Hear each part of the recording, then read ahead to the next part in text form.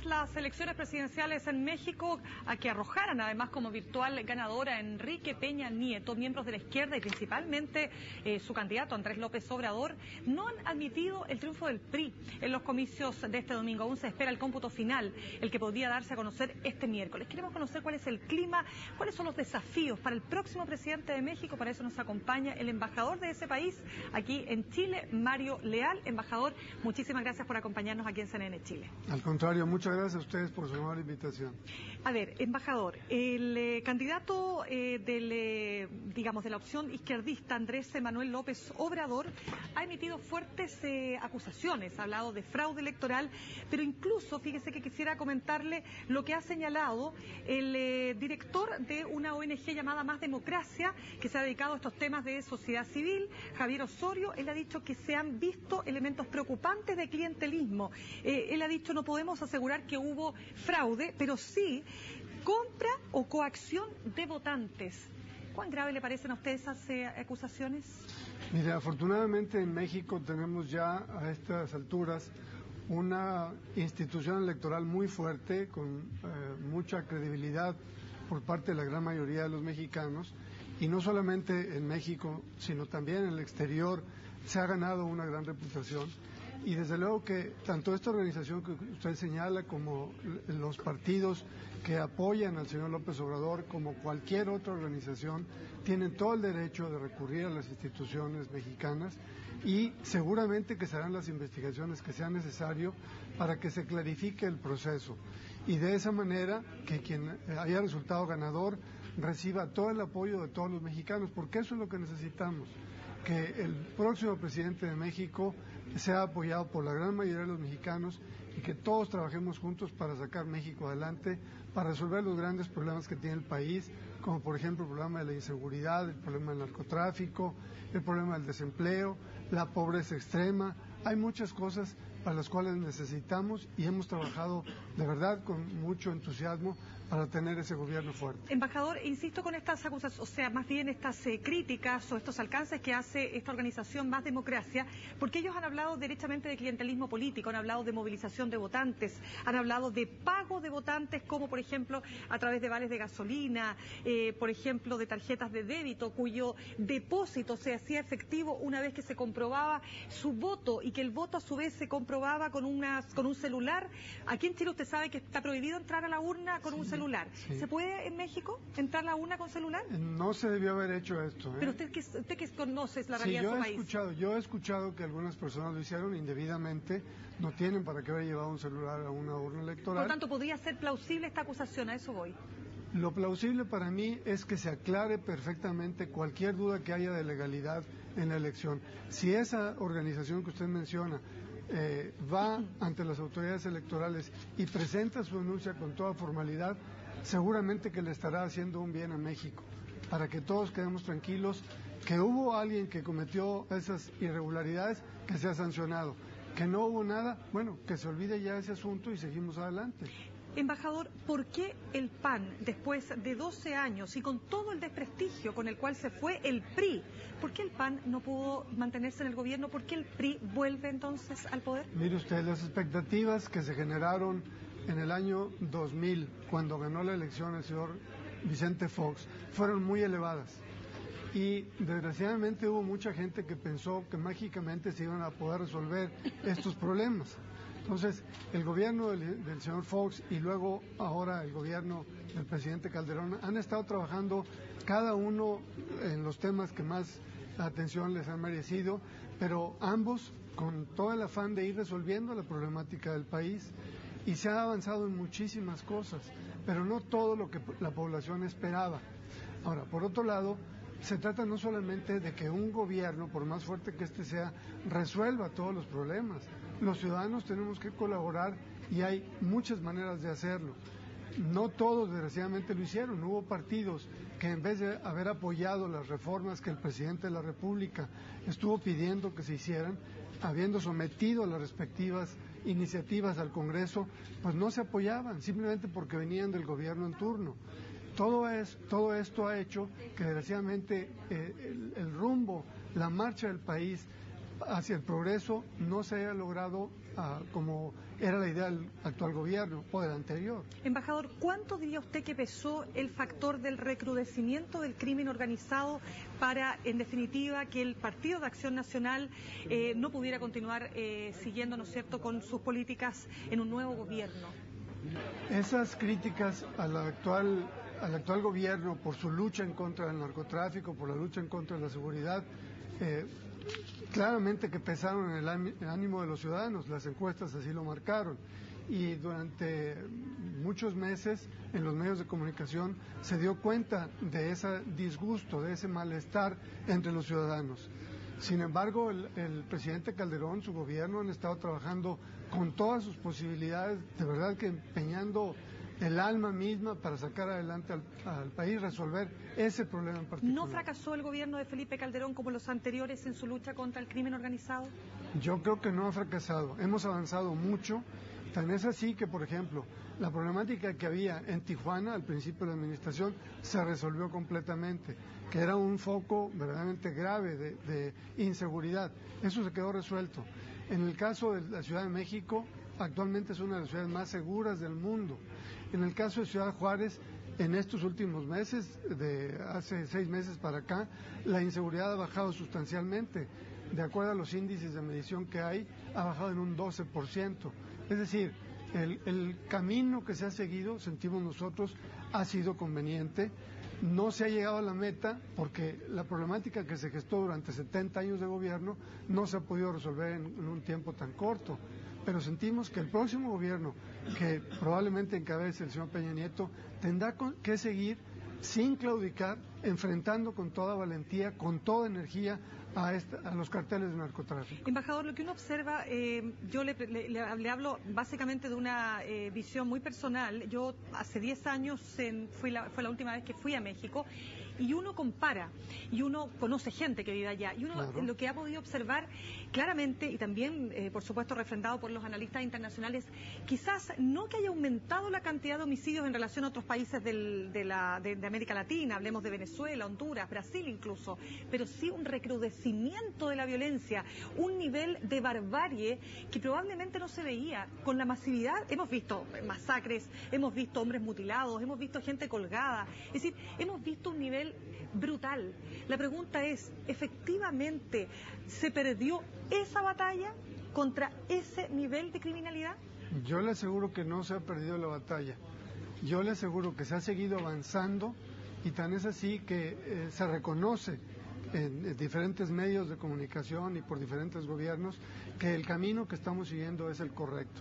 Inclusive gente, por ejemplo, de un país que vivió una situación quizás peor a la que estamos viviendo en México, como Colombia, y ellos, la gente que conoce de este tema, reconocen que el camino de México ha sido el correcto, que no hemos llegado a cumplir 100% la meta. Sí, falta todavía camino que recorrer, desgraciadamente, pero lo importante es continuar con ese enfrentamiento, tal vez haciendo ciertos ajustes, probablemente dependiendo del criterio y de la estrategia que define el nuevo gobierno, pero hay que seguir enfrentando a los criminales. No se les puede dejar que hagan lo que quieran y que pudiera llegar a establecerse un narcoestado en México. ¿Cómo se enfrenta adecuadamente, embajador, si según cifras publicadas por la BBC, el 97% de los asesinatos que están vinculados al narcotráfico quedan impunes?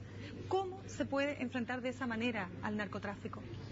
Mire usted, a lo largo de esta administración se ha venido depurando no solamente las autoridades en materia de seguridad, es decir, la Policía Federal, por ejemplo, sino también en materia de justicia.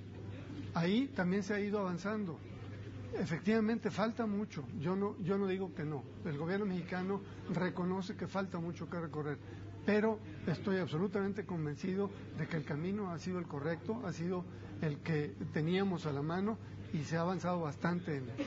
Ahora, el tema de la corrupción, que está indisolublemente ligado al tema de la criminalidad, el recrudecimiento de las redes criminales, fíjese que se habla de que la corrupción está arraigada en el sistema, que los carteles han infiltrado a la policía, incluso a los organismos judiciales. Uno ve policías que aparecen masacrando personas después de detenerlas en un hotel. Hace poco vimos imágenes que fueron publicadas. Es decir, ¿cómo? Yo entiendo que esto no es labor poder de un gobierno. Estos son décadas. Pero por eso le pregunto, ¿cómo se puede llegar a ese punto en que hoy día está todo entrelazado? ¿Cómo se limpia un Estado así? La labor que se ha hecho a lo largo de esta administración ha sido precisamente el dotar al país de una policía federal que sea suficientemente bien preparada, bien pagada, bien comprometida, que pueda permitir que esos policías corruptos, que esos funcionarios corruptos se vayan haciendo a un lado de una manera o de otra y quienes se les demuestre que han actuado indebidamente vayan a la cárcel.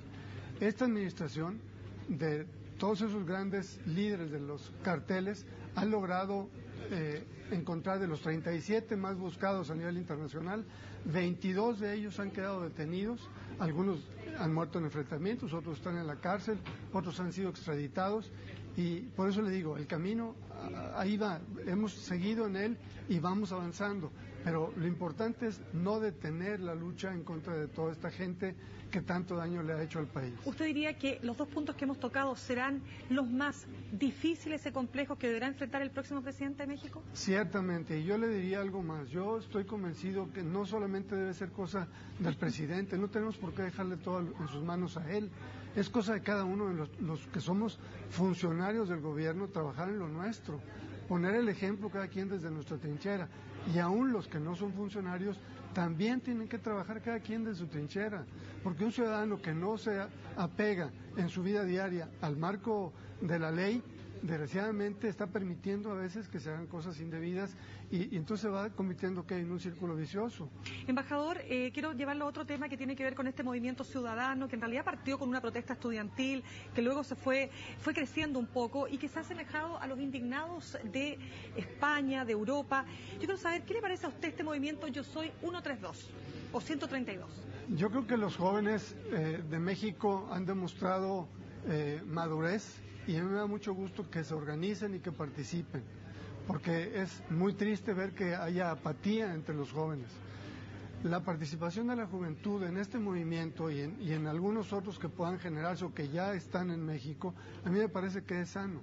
Aquí la cuestión es que se mantengan firmes, fieles a un compromiso, no con un grupo determinado, sino con el bien del país.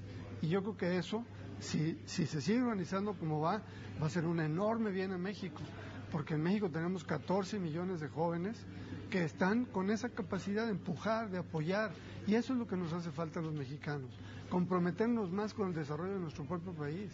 Es la manera de sacar adelante el país. No es diciendo, ya ganó tal gobernante y vamos a dejarle el paquete a ver qué hace con él. No, vamos a empujar juntos. Es una labor de todos. Ahora, este movimiento en particular ha sido un movimiento fuertemente crítico al modelo neoliberal, es un movimiento anticapitalista, se podría decir, ¿verdad? ¿Qué cosas recoge usted positivas? ¿Qué cosas le parecen que no están bien, digamos, dentro de lo que han levantado, de las banderas que han levantado este movimiento? Hasta ahora yo creo que las cosas se han manejado bastante bien, porque los jóvenes han estado muy participativos y no ha habido violencia. Eso es algo muy sano, a mí me parece que eso es conveniente, y ojalá que ellos sigan organizándose. Yo no podía decirle de alguna acción en particular que me parezca mal de parte de los jóvenes. Si acaso, lo único que yo diría es que necesitan ser un mayor número los que participen en el movimiento. ¿Le falta masividad, diría usted, todavía? Yo creo que le falta más vuelo, que sean un mayor número de jóvenes. ¿Usted esperaría eso? ¿Usted esperaría que estos jóvenes se empoderaran aún más? ¿Usted cree que eso le hace falta a la democracia mexicana? Yo esperaría dos cosas. Por un lado, que se empoderaran más, pero por otro lado también que se formaran más, que adquirieran más conocimiento, por ejemplo, sobre la historia reciente de México, lo que vivimos algunos en los últimos 25 o 30 años y que nos ha dado una visión mucho más, siento yo, más clara de las cosas y nos ha comprometido aún más. Si esos jóvenes se siguen preparando como lo están haciendo, si estudian más de todo esto, yo creo que vamos a tener un gran número de jóvenes que coadyuven con el actual gobierno y con los que siguen, y quizás el día de mañana algunos de ellos sean funcionarios, sean gobernantes, y eso nos va a ayudar mucho a resolver los problemas del país. Embajador, para terminar, se ha calculado una tasa de crecimiento para 2012 entre el 3 y el 4%. Se dice que está bien, sobre todo considerando la contracción, la caída que tuvo la economía mexicana en 2009, pero se sigue diciendo que hay un dato que está ahí, no sé si decir oculto, pero que es una sublectura. Salarios muy por debajo de la media, mucho empleo informal. ¿Qué hay que mejorar en la economía mexicana hoy día? Ese último punto que usted señala me parece fundamental, la economía informal. México, desgraciadamente, tiene una tasa baja de recaudación fiscal y en parte se debe precisamente a que existen muchos pequeños comercios o medianos que están en la economía informal. Entonces yo creo que es un gran reto el que tenemos los mexicanos para poder poner orden en esto. Que todo mundo, así como sucede aquí en Chile, por ejemplo, para mí es verdaderamente ejemplar. Usted va a comprar un chicle y le dan una boleta por comprar ese chicle, ¿no? Lo mismo tenemos que hacer nosotros. No importa si vende taquitos en una esquina o si vende discos o lo que sea, pero que todo esté regulado por la ley y que cada quien tenga que contribuir en su medida con el fisco para que podamos enfrentar todas las necesidades que tiene el país. O sea, la evasión fiscal es un tema importante, digo, más allá de la informalidad del empleo. Sí, es decir, hay también evasión fiscal de los empleos formales, digo, o más bien de las instalaciones formales de la economía. Esto ha mejorado mucho en México. La vigilancia de las autoridades es muy fuerte. Por ejemplo, en el caso de los empleados públicos, todos tenemos que estar cada año presentando nuestra declaración, no solamente de impuestos, sino además una declaración patrimonial y hay mucha vigilancia en esto. La misma regla se tiene que aplicar para todos, también para los empleados privados. Tiene que haber una mayor responsabilidad parte de todos nosotros para cumplir con el fisco y que entonces sí podamos exigirle más a esas autoridades. Muy bien, embajador. Estamos de acuerdo que fuertes tareas, grandes tareas se esperan para quien sea el próximo presidente de México. Enrique Peña Nieto claramente pareciera ser que es aquel que definitivamente mañana se confirmará como el nuevo presidente de ese país, de su país. Muchísimas gracias por acompañarnos esta tarde. Al contrario, muchísimas gracias a usted por la invitación y que tengamos mucho éxito y que nos unamos más con Chile. De todas maneras, muchísimas gracias, embajador. Gracias a usted. Bien, pues cerramos de esta manera estos 30 minutos. Usted continúe en sintonía de CNN Chile.